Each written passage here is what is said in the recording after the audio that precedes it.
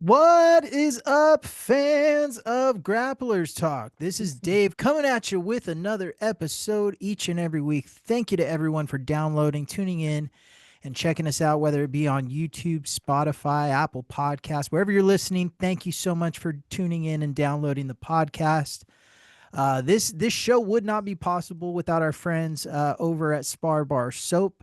Once again, thank you to our friends over there. Go check them out on their website, Spar Bar Soap, the best antibacterial, antimicrobial, anti whatever fungal. It's the best training soap out there. Trust me, I use a lot of different soaps.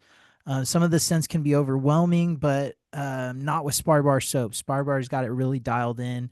My new favorite scent out there is like the cedar one. So go check it out. If it's on their website, order it and use code word grapplers talk and you'll get 10% off of your order. US shipping available. Also, we have friends over at Butterfly X, and I cannot say thank you to them enough. We just got our Academy rash guards in. They're looking amazing.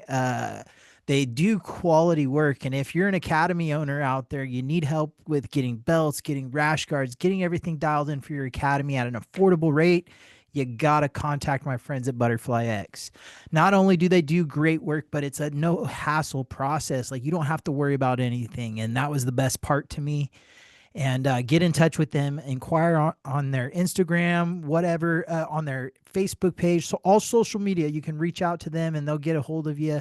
They'll get you all set up with a quote and get you all taken care of with your academy. Don't forget, if you're ordering from them, use code word grapplers talk 10. You'll get 10% off of your order over there. They have some awesome rash guards, awesome designs. And they just dropped their newest line of gis. They have belts available. They got it all. So check out Butterfly X BFX Gear on Instagram. But I am excited to welcome this week's guest on Grapplers Talk. He's been a longtime friend of mine. We haven't got to catch up in a while, so we were getting to talk a little bit before the show. And he's doing big things. He's always been around, consistent training partner. And I'm thrilled and honored to welcome none other than Geoff Stovall on Grapplers Talk this week, man. How are you doing? Yeah, kind of like we were talking before. I'm amazing, man. Life is incredible. Above ground, I'm healthy. My wife's awesome. Like it's a really hard combo to beat. So Yeah. yeah. So I wanted to have you on. You've been a long time a martial artist in the Stockton area. A lot of people knew who you were out here, but now you're making a name for yourself out in Alabama and just doing the damn thing consistently training. But I want to get into your story of how you got introduced into, first of all, grappling or wrestling. Okay. Who recruited you? What was your first training experience like and kind of the career path you went with it? So my brothers got me into wrestling.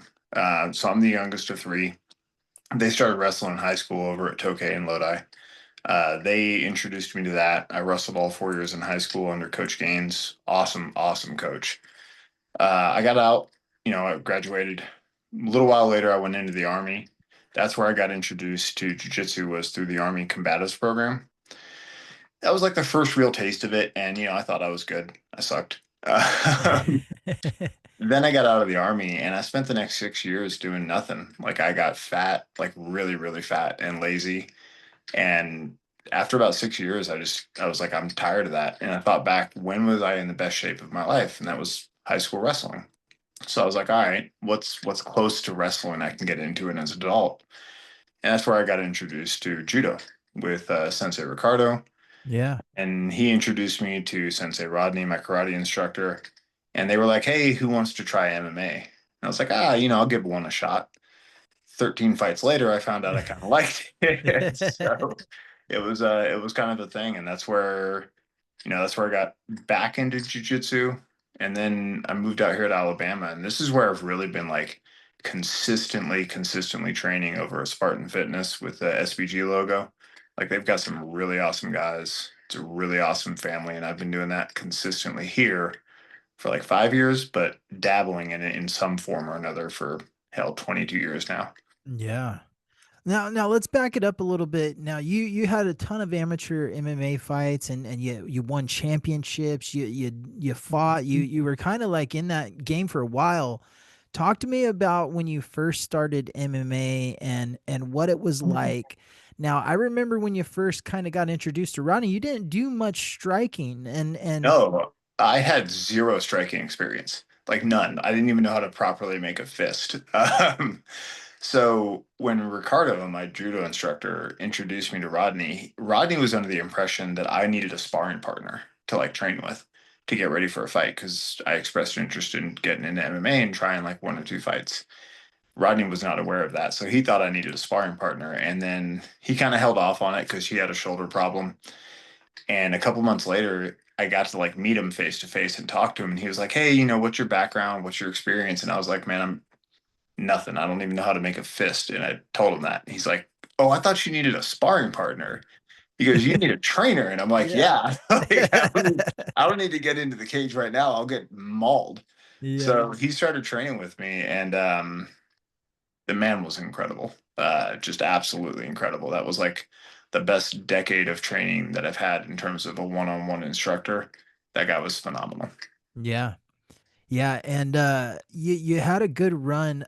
Talk to me what it was like and what your camps were like, or what was the training like going into each of those fights, or what were you relying on your wrestling mostly, or what you were strongest at? So, yeah, I definitely relied on the grappling more. I had a lot more wrestling experience, the judo background, well, minimal judo background, but the wrestling, the jiu-jitsu. As I got further into the fights and I trained more under Rodney, I just started relying on karate and striking more. But in terms of the camps, Rodney, like after talking to the promoters, agreeing to a fight, I'd shoot Rodney videos and I wouldn't watch them. I never watched fight videos for my opponents. Rodney would dissect them and he'd come up with like, hey, we're going to focus on these three or four things. Like, yeah, we're going to look at some general stuff, but these are the three or four habits that your opponents have. And he would just drill over and over. And it was a lot of repetition when we were in fight camp. Like if we knew, hey, one of your opponents, one I can remember off the top of my head, he likes to start off with a big overhand right. So we drilled that over and over, and it was just left kick to the body. As soon as you see that shoulder twitch, rack his ribs. And it was to the point where it was muscle memory. Sure enough, Yeah. fight started out, and guy tried to throw an overhand right, racked it to the ribs. He never raised that arm again. Yeah. But You that was know, Rodney. Rodney was like huge on repetition. yeah, and that's the thing about having an instructor or a trainer that's like a lifelong expert in that field. Having a Customato or a Eric or Dennis Shingu type character or a Rodney Hu type character, that have been in this game for so long and have seen so many different things throughout the fight game that, like, that training method works, the muscle memory and creating those habits into reality. Once you get in the cage, you got to be able to turn it on when you're blacked out of your mind. And that's what that type of training creates. Is it creates when I don't know what's going on around me and an adrenaline dump has happened, I still know how to rack them to the body, right? Yep. Yeah, and that was you're right. I mean, those lifelong martial artists, like I all I can say is I wish I started it younger. Or Yeah, correct, I did. I wish I'd stick with it when I was younger. right. Yeah. Yeah, I'm the same way, man. I grew up, my dad and I used to go to Blockbuster Video. We used to rent UFC movies. We used to rent Chuck Norris movies, Bruce Lee movies back in the day. And man, I always wanted to train karate growing up. And my parents were just kind of, we didn't have the money for it. It was extra cash that, my parents couldn't afford at the time. And but forever, dude, I always wanted to get in some sort of martial arts. I wanted to be like the movies. I wanted to be like Karate Kid or whatever it was, but I wanted to do it. I didn't get to do that until about high school. For me is when I got into it. But yeah, I wish I was doing it at 5, 6 years old. Now some of these kids and some of these youth programs are developing some monsters at 5 or 6 years old. Yeah, absolutely. I'm jealous, like absolutely jealous of it. And the thing is like it was all me. Like I was just lazy as a kid because my parents did introduce me to it, and I just lost interest in it until until I got fat. And I was like 24, 25 at that point. Like, no, hell, older than that. Yeah, I was like 30 almost. Yeah. Tell me a little bit about there's some people that one of the biggest excuses I always hear is they can't start jujitsu till they lose a little bit of weight or they get in shape or anything like that. You're somebody that lost a good amount of weight that's been able to keep it off and been able to train and probably add more years to your life by doing so. Talk to me about what that first step is like and why people shouldn't be afraid to just get in there and start trying something new. Dude, okay, so I got up to like 285 pounds and it was not muscle. It was not in shape. I was a fat ass. No other way to say it. And when I decided that I, didn't like looking at myself in the mirror at 285, I said, okay, I need to find something that I enjoy. And that was really the kicker was something that you enjoy. Like, yeah, if you're going to go get on the treadmill to try to lose weight, you're going to lose motivation. Oh So yeah. for me, it was, hey, what did I enjoy doing? I loved wrestling. So what's close to wrestling? Hey, judo. So I got introduced to a really awesome instructor who treated me like family. Like they brought me in, it was a family environment. And that was something that kept me mentally engaged in the weight loss process. And it was just like that was the first step. After I started making that a habit, it was like, okay, what's next to facilitate the weight loss? And it was, okay, I'm going to cut out soda. Um, or at least dramatically decrease soda intake. And then after a month or two of that, it was like, what's next? I'm going to cut out fast food. And that was a big one because I determined I've got no self control when it comes to moderation. Yeah. So I've had to actually like cut fast food out completely. Yeah. But those are like the three major things was find a fitness activity that you enjoy. Cause man, I hate running. Like I'll do Yeah. it when I'm training because it's great cardio. But if I were trying to do it to lose weight, yeah, I wouldn't stay I'm motivated. I'm with you, brother. I hate it too. Yeah, so it's find a fitness activity you enjoy and then make those incremental changes on the health habits to kind of move forward from that. And that's really why you shouldn't be afraid of it. I mean, plus it's so enjoyable. Like when you look at that scale for me and you see you've lost weight, you're like, yeah, progress. When you look at yourself in the mirror and you're like, hey, I'm notably thinner, or that person comes up to you and they're like, hey, you look like you lost some weight, and you're like, yeah, I have, thanks. Yeah. And then the biggest one is, like you said, it's adding years to your life. Or at least, if not years to your life, it's adding quality to Right. those later years, which is Yeah. important to me. Oh, that's huge, man. And as a young man, you don't think about it. Now I'm getting close to 40. I'm starting to think about some of Hey, the dumber things hey, I did. knock that off. All right. I'm over 40, so I don't want to hear that. But age truly happens, and if you don't take care of yourself or you don't nip it in the bud when you're younger, then being a 300-pound older guy is not good on the bones and the joints and the health. So, point in case, like I was 24 when I started, and I was older than that. I was like 28, 27, 28, something like that when I started the weight loss. And I feel better now at 43, you know, 16 years later than I did at that point. Like it's Yeah. a monumental change in the quality of life. Oh yeah. Yeah, it definitely can help you out. And people out there that are dealing with, weight loss journeys, keep at it and find something you're into and stick with it. Just be consistent. That's kind of like the key to everything in life almost is consistency. Yeah. And then the other thing I did was it's everything in moderation, including moderation. So there was a point where, hey, I'm training 5 days a week or 6 days a week and I'm dieting. And you know what? Take Sunday. I'm not saying eat the fridge, but enjoy, having good food on Sunday or Saturday or whatever your off day is and be like, all right, cool. I'm gonna go have some pizza with some friends. Yeah. Again, don't eat the fridge, but enjoy the nice things. And that also kind of keeps me motivated every once in a while because I'm like, hey, you know what? This weekend the wife and I are gonna go out. We're gonna have a really nice meal, and I'm not gonna worry about it. And Yeah. it's always nice. Oh yeah, that's what it's about, man. Let's talk about your journey. So 5 years ago, you got to Alabama, you started to settle in job and life and everything out there.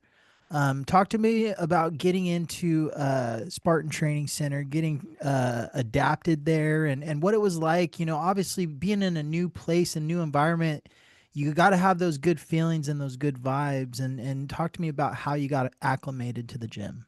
So, um, I kind of knew obviously I knew I wanted to keep training when I moved out here. So I found a couple gyms, looked them up, and I was like, all right, cool. I'm gonna take a look at these places. And the one I went to, which was Spartan Fitness under the SPG logo, the first guy I met became a really, really good personal friend, Kevin Gregoire. This is actually, you're gonna love this story.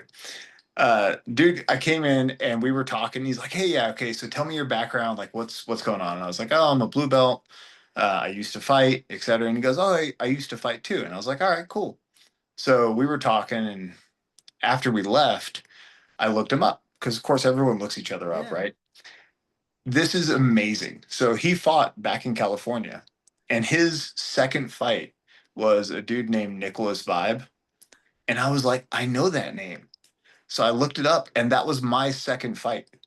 So we fought the same dude 6 months apart, That's crazy. like 10 years before we ever met in Alabama, but we fought the same dude out in California. I was like, Wow. that's so that was actually kind of an interesting thing. He and I talked Yeah. about that for a while. And then um just kind of doing a tour of the gym, I was like, yeah, this is a good training facility. So I was like, yeah, this is what I'm gonna do. Plus the price point wasn't too bad. And their class schedule was like hugely varied. They had early morning classes all the way to late evening. So I could fit into my work schedule where I needed to go. And that was kind of the big one. After I got into it, I've met, like you do at every gym you train to, but I've met lifelong friends there now that I roll with, on a daily basis or get together on a weekly basis. And, some of them just went to Worlds with me this past month. And that was just amazing because we all got together, flew over to Vegas, spent a couple of days out there grappling, eating way too much, and having a blast. So Yeah. it's been amazing.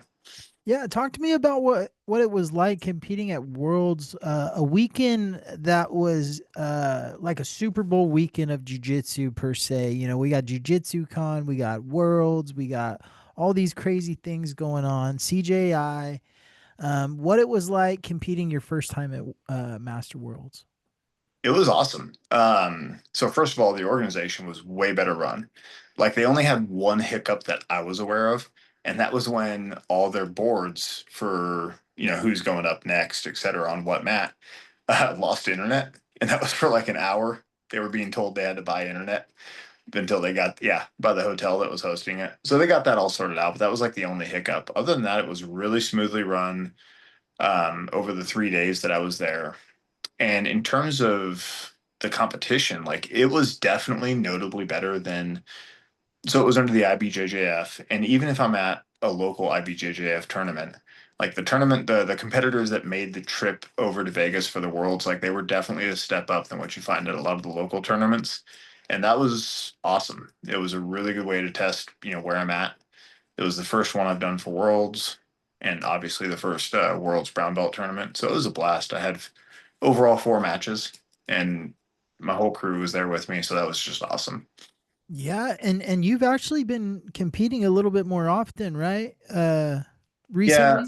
So sadly, I work on the weekends. So every time I compete, I have to take time off work. So I'm not competing as much as I want, but I make a point of competing at least 3 or 4 times a year. If I ever get to move my schedule around, I'll be doing like every local tournament in Georgia, Alabama, or Tennessee, and that kind of like tri area. I'll be trying to hit up 6 or 7 a year. I love it. Yeah, that's probably one of the cooler things about training in those areas is you have all those other states and other places available and different training available in different areas, and they're not that far away when it comes down to it. A quick drive across the state and you're pretty much there. Yeah, that's actually definitely something I've noticed. So California, you were driving 3 hours, you were still in California. Yeah. Here, I'm driving 2 hours, I'm somewhere else. I'm in Alabama or I'm in Atlanta competing over there. I'm in Memphis competing over there, or sorry, Nashville competing there. So yeah, it's kind of cool that I can just travel around and have a lot of local tournaments. And then there's been a couple that have been coming up here in Birmingham that aren't under the IBJJF, but New Breed and AGF, they throw a couple tournaments a year here. So that also helps us get a lot more of like the local crew that doesn't want to travel, and we can all get together for that too. Nice. Nice. Let me ask you something, Jeff. What's one piece of advice looking back? Now you're a brown belt now, but looking back, what's one piece of advice you would tell your white belt self?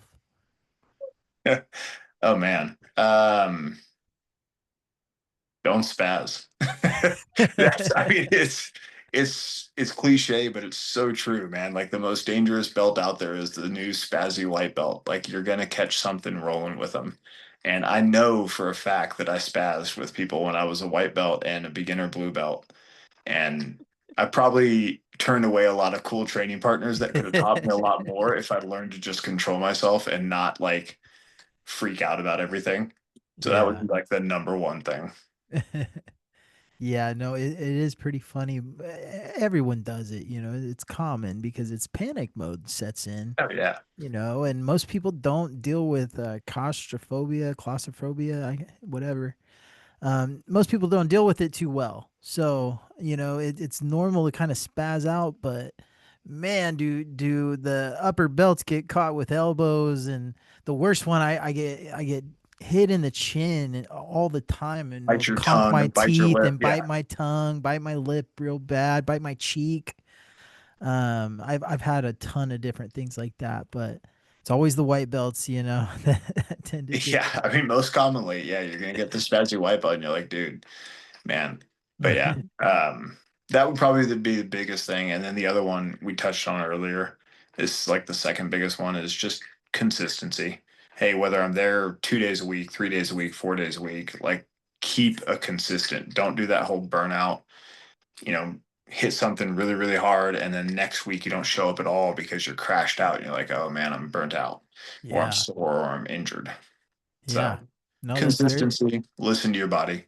very true. A friend of mine, Chad, for years he was having a hard time because he would get injured and things would pop up, and that takes you away from being consistent. So you got to train to where you're not getting injured. And a little bit safer of a training partner. Think about the long term so you could be back next week. So Yep. but Jeff, let me ask you, do you have a specific jujitsu competitor that you like to model your game after, or somebody that you're a huge fan of, like to follow No, maybe? so this is terrible. Like I'm not really good with the names of the competitors that are out there. Hodger, our main coach, he'll be talking to me and he's like, hey, did you watch he calls them fights, they're matches. He'll be like, hey, did you watch the fights last weekend? Did you see what this guy did? And I'm like, that name doesn't ring a bell to me. What I have noticed, and this is like a detriment to my competitive, to like the actual competition, is I've definitely developed more of a submission hunting style over a position. So, like the last match I had at Worlds, I totally lost that because after securing a takedown, I went for a submission and gave up position. And I was Yeah, like, yeah, my coach, yeah, I asked him for advice afterwards. He goes, nah, enjoy the podium. We'll talk tomorrow. And yeah, afterwards, he's like, you need to secure the position more. And I'm like, yeah. So definitely more of a submission hunter. But in terms of like an individual that I model myself after, not in particular. yeah, Just whatever allows me to take a limb home and put it over my fireplace mantle. That's what I'm yeah, modeling myself after. yeah. Is there a specific like game you like to play when you're rolling? Yeah, pressure. I love takedowns, so I always want to start standing. I abhor guard pulling. Like it aggravates me to no end. I know it's part of the game, but it aggravates me. Yeah, So I like to get the takedown. I like to be on top, and I like to pressure. yeah, And I'll cook people. Like I'll be on top and I'll cook them for a while before I try to hunt for a submission, whether I'm advancing for position or not. But I definitely like cooking people and putting pressure on them. yeah. No, that's the best. Tire them out a little bit, right? Everyone makes mistakes when, there's a little bit of Yep. pressure. Make them give you the submission. Yeah, Right, right. yeah, that is definitely my style. More is much more of a pressure and submission hunting. Yeah. And eventually, you get to the point to where you know what type of submission they're going to be giving you, and you know the exact kind of pressure to apply to get them to give you that arm or get them to give you that leg or whatever it is, right? Feel like, Um maybe when I'm a four-stripe black belt, I'll have that finally there, but definitely not at that point yet. Yeah, no, everyone's always got to be learning, even at black belt, like you're constantly like it's weird. You're constantly like, it's like clicking. Light bulbs are going off left and right. Like, oh, wow. Okay. That makes a little bit more sense. And you're seeing everyone's mistakes a little bit more, and it can be fun to look at it from that angle, but man, you realize all the stuff you did wrong over the years, and oh my gosh, I was shaking my head at some of the stuff I did at blue belt Right. and purple belt and all that, man. It was horrible. Dude, But sometimes I'll go back and I'll look at like some of my fights or the training videos with me and Rodney or some of the stuff you and I have done. And I'm like, yeah, oh, God, I was so bad. Like, yeah, it's embarrassing. yeah, Yeah. And I try to remind myself that. So, like, when you're in the gym and you see somebody starting out brand new and you're like, oh, that's so bad. You're like, yeah, but I've got video proof that I was there too. So I yeah. can't say shit. Like, can't say shit. Yeah. It's funny though. One of the best things I liked about you, Jeff, is we used to do that Sunday boxing. Out of nowhere, you were like, "Hey, I want to work on my boxing a little bit more," and I wanted to get in better shape. So it sounded fun to me, and we would get in there and we would just beat each other up every Sunday for a while. And I remember those. Yeah. Yeah. yeah, Definitely remember getting hit because I always wanted to throw some kicks and you were like, no, we're going to stick to boxing. I'm like, yeah. dang it. I need to work on it, but dang it. Yeah. Yeah, no, last thing I want to get caught with one of those goju kicks, man. I love them. That's probably that and my throws are probably the two things that I'm known for most at the gym I'm at right now. It's kind of funny. You've had some pretty highlight reel throws in competition. I've seen them out there. Yeah. I've gotten a couple. Couple judo throws, right? Yeah. Yeah. And I definitely sent them to Sensei Ricardo. Like I Yeah. was like, hey, I keep in touch with him every once in a while. And I was like, after one of the really nice ones, I sent him that video and I was like, hey, just wanted to say thank you. Like, I'm still using everything you threw at me at this point, 13 years ago, 14 years ago. Yeah. So, I've never had the pleasure of getting to meet Sensei Ricardo, but I've had tons of people on the show that have talked very highly of the guy. And I know he puts out a good product. I've seen different judokas that have trained, and they definitely got some good skills. So yeah, I know his he's a daughter, good right, is very good. dude. She's His daughter is a machine. So she yeah, just, I don't remember exactly. I think she took first at state. Maybe it was second for high school wrestling. I think it was second. One of those two. But it was a lot of judo. Like she was using a lot of judo in high school wrestling, and she was just wrecking people. I'd see him on Facebook, and I was just like, dude, she is just a beast. Like definitely better than I was in high school. Like no yeah, doubt. yeah, Uh, but again, that kind of goes back to what we were talking about. She's been training since she was, this little kid, and she goes into high school wrestling and got already a decade of experience. And like that's right. awesome. Yeah. It's hard to compete with that, and there's so many kids and so many parents that get their kids into it at such a young age. There's programs where they're training them up at like 5, 6 years old, and these kids are becoming rock stars by the time they hit middle school. By the time they hit high school, they're winning state championships, and then they're off to college. It's I love it. crazy how good they're Yeah, getting. Like, that's awesome. yeah, it's truly I tell everyone it's like this. It's like all those like our generation of MMA guys and everyone that tried to, make a run at the UFC or boxing or whatever it was, right? Now we all got kids. And now that generation is all, putting their kids, their daughters, their sons, they're putting them into martial arts or jujitsu or wrestling because they're kind of trying to live that dream out, but it's so good for the kids. Yeah, I was about to say whether they're living vicariously through them or they're just like, hey, I realize I should have done this sooner.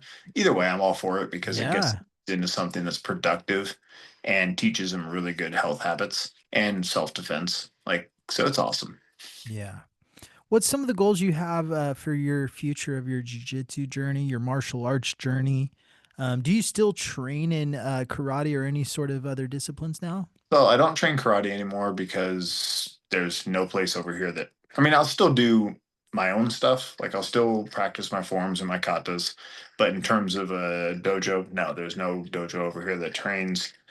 I still strike, I still spar, I still help all the fighters at the gym that are getting ready for fights.